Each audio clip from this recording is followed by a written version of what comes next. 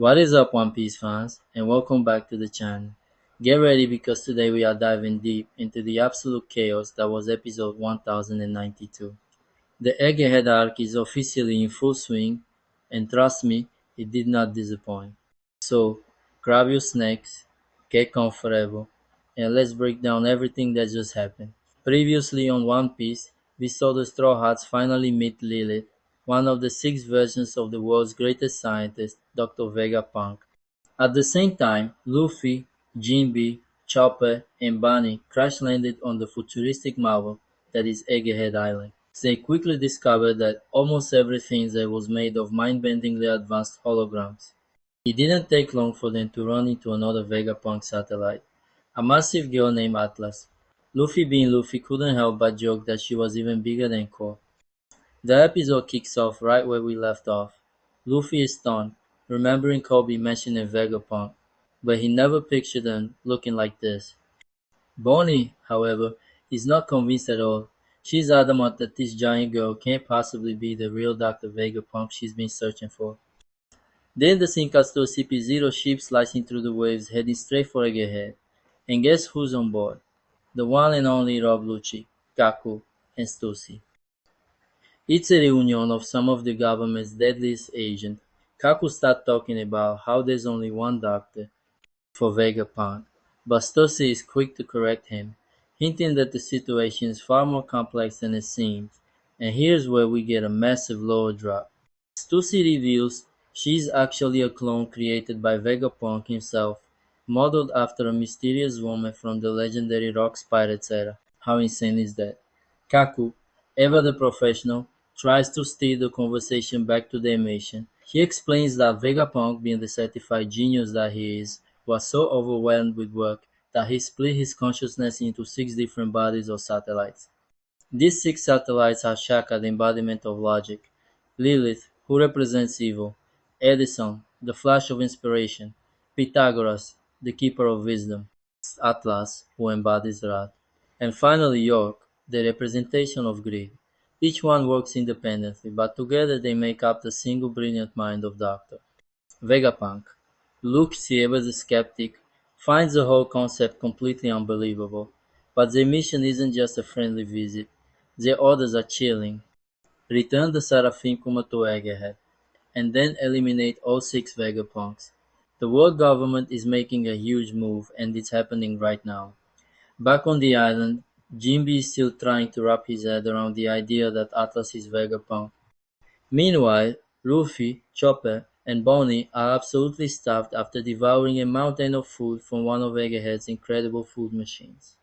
Atlas just laughs, telling them they've eaten enough to feed an entire army. Suddenly, a robotic dog shows up called Recycling Unit 01. His job is to collect trash and turn it back into resources. Luffy, in typical friendly fashion, tries to play fetch with it by tossing a cup. Big mistake. The robot gets furious and starts chasing him, Chopper and Bonney all over the place. Atlas explains that the machine has zero tolerance for littering. It's a hilarious classic Straw Hat moment of chaos. After learning their lesson the hard way, Atlas heads off to deal with the giant mechanical dinosaur that's rampaging nearby. Just another day on Egghead, I guess. A little later, our crew spots a group of small robots marching in formation. Bonney figures they must be researchers, but Luffy has other plans. Spots another machine and thinking it's another food dispenser, jumps right in. But this time, it's a closing machine. Starts mashing buttons and suddenly he's decked out in a sleek futuristic outfit. Everyone is amazed and of course they all have to try it. Bunny chooses a cool combat suit, Chopper gets a stylish new look, and Jinbe, true to form, picks a vibrant tropical Hawaiian shirt. It's a pure fun-filled moment that reminds us why we love this crew so much. But the fun doesn't last long. The mood shifts dramatically when Bonnie reminds them they are still intruders on a government-controlled island. As she prepares to leave and continue her personal mission to find Vegapunk, Luffy's observation hockey flares up. He senses immense danger and yells for her to stop. And then it appears a mechanical imposing version of Bartholomew, dressed like a government officer. Its eyes glow as it scans them. Luffy immediately activates his armament haki, ready for a fight. Memories of their brutal encounters with Kuma on Thriller Bark and Saboi flash before his eyes. The robot identifies them as criminals for eating without paying and for vandalism. Luffy tries to explain, he just pressed random buttons, but it's no use. The pacifist attacks. Bonney freezes, her eyes wide with shock and horror. She recognizes the figure before her. That's her father. Luffy charges forward, ready to clash with the machine, but Bonney tackles him to the ground, screaming for him to stop. Through tears, she cries out that this is her dad, the only family she has left in the world. Jinbei recalls her mentioning that her father had been turned into a cyborg, but he never could have imagined it was this Kuma. We're hit with a heartbreaking flashback of a young, happy Bonnie playing with her father before he was taken from her. As the robot powers up another laser blast, Luffy rushes to protect her. The screen is engulfed in a massive explosion that lights up the entire island. But wait, the episode isn't done with us yet. It cuts to the open sea where Bappo is just chilling and sunbathing on Low Submarine.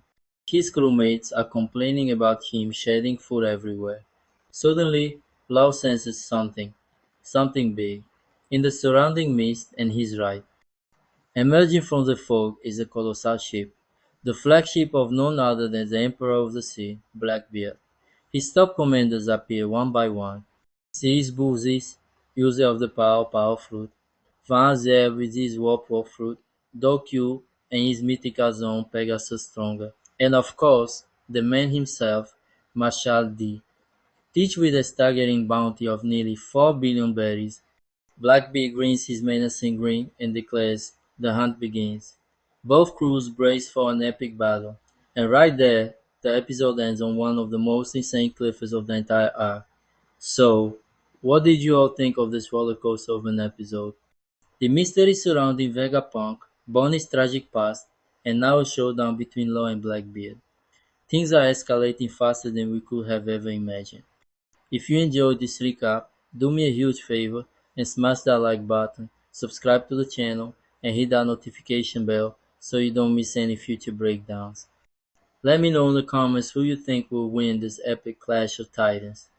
Thanks for watching, and I'll see you in the next